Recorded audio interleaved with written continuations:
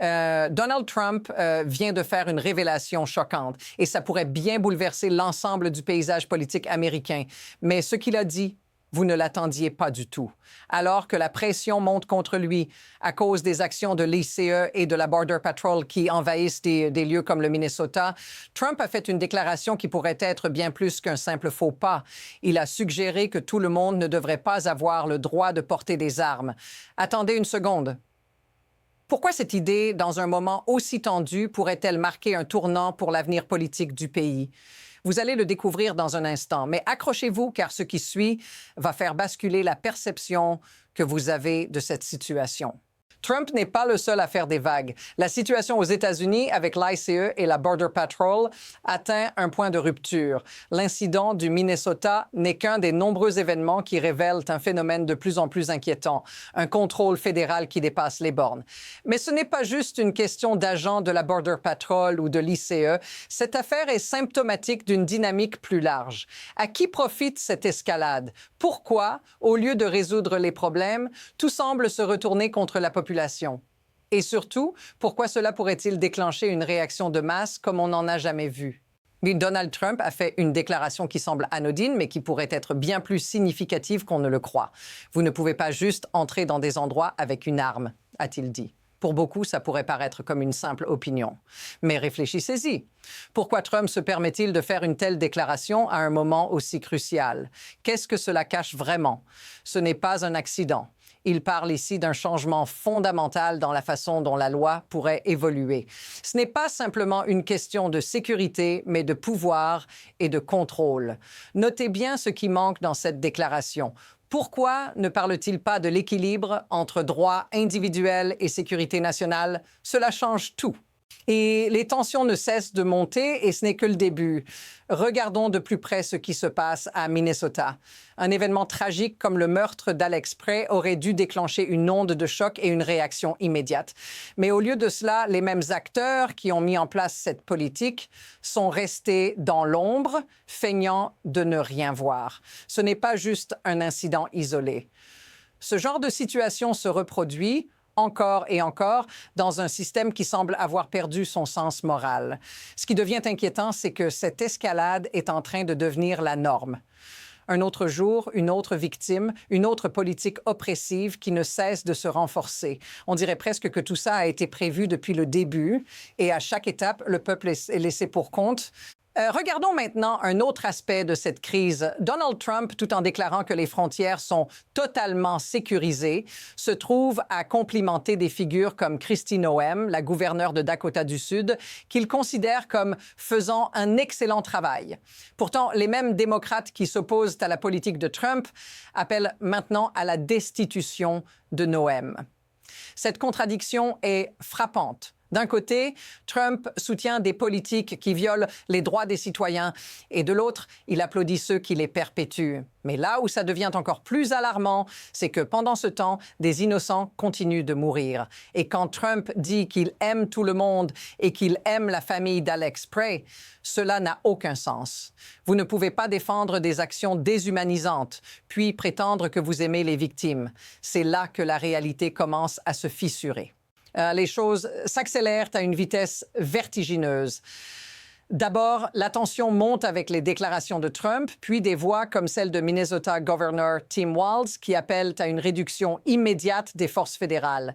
Mais ce n'est pas tout. Ensuite, Walz révèle que des milliers de personnes sont massivement mobilisées dans les rues, prêts à se battre pour leur liberté. Le climat devient de plus en plus lourd. Et au milieu de cette agitation, un autre développement, des accusations sur les mensonges diffusés par la Maison-Blanche avec des informations totalement déconnectées de la réalité. Imaginez la pression. Vous êtes un gouverneur qui essaie de maintenir l'ordre dans votre État tout en étant attaqué de toutes parts. Qu'est-ce qui se passe lorsqu'un système échoue à ce point? C'est ce qui arrive quand les mensonges s'empilent et que l'impunité prend le dessus. Mais la question est simple. Que se passera-t-il si cette spirale continue?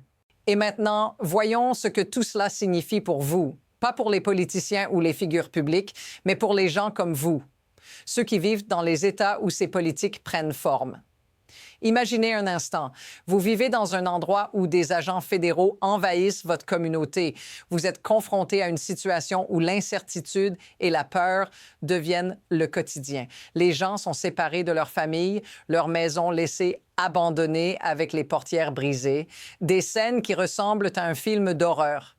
Et pourtant, c'est la réalité. Cette violence, cette déshumanisation, ce n'est pas une statistique. C'est la vie des gens. Et cela ne s'arrête pas ici. Ce n'est pas juste une question de politique, mais de dignité humaine. Si vous reconnaissez cette injustice, faites-le savoir dans les commentaires. Cette situation vous touche-t-elle autant qu'elle touche ceux qui sont sur le terrain? Ce qui se passe à Minnesota n'est pas un accident isolé. C'est une conséquence directe d'un système qui, peu à peu, laisse place à l'impunité. Pourquoi cela arrive-t-il? Parce que dans ce système, les pouvoirs en place ont tout intérêt à maintenir le statu quo. L'injustice devient un levier de pouvoir et ceux qui sont censés défendre les droits des citoyens en abusent. Ces actions, ces viols des droits fondamentaux ne sont pas le fruit de la négligence. Elles sont possibles grâce à un système qui protège ceux qui détiennent le pouvoir et l'argent. Les leviers de contrôle sont bien plus subtils qu'on ne le pense. De l'influence des grands lobbies à la normalisation de l'abus de pouvoir par les autorités fédérales, cette dynamique permet à l'injustice de se multiplier. En fait, ce n'est même plus un problème de parti politique. C'est un problème de structure, un système qui met la peur et le contrôle avant la vérité et la justice. À ce stade, deux scénarios s'offrent à nous. D'un côté, la pression publique pourrait enfin forcer un changement de politique, une réduction des abus de pouvoir et un retour à des valeurs plus humaines et respectueuses des droits civils. Mais soyons réalistes. Le système n'abandonne jamais si facilement. Il pourrait s'agir d'une simple mise en scène de réformes superficielles, destinées à apaiser les tensions sans rien changer en profondeur. De l'autre côté, si la situation continue à se dégrader, si la colère populaire ne fait qu'enfler, il est possible que cela entraîne une transformation radicale. La population pourrait se lever, non seulement contre ces politiques, mais contre un système tout entier. Là, la question est de savoir jusqu'où cela pourrait aller.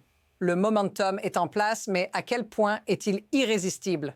La suite de l'histoire se joue dans les prochaines semaines et tout pourrait basculer en un instant.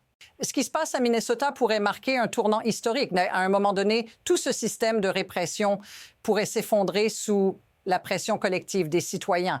Mais dans un autre scénario, cette violence et cette oppression pourraient continuer à se multiplier sous des formes encore plus subtiles. La question, finalement, c'est où allons-nous maintenant? Les responsables de cette crise, ceux qui ont déployé ces forces fédérales, ne se contenteront pas de reculer. Mais cela pourrait être leur dernière chance d'éviter une rupture totale. Nous sommes à un moment où chaque mouvement compte. Si cette situation vous choque autant qu'elle m'inquiète, abonnez-vous pour suivre de près l'évolution de cette crise.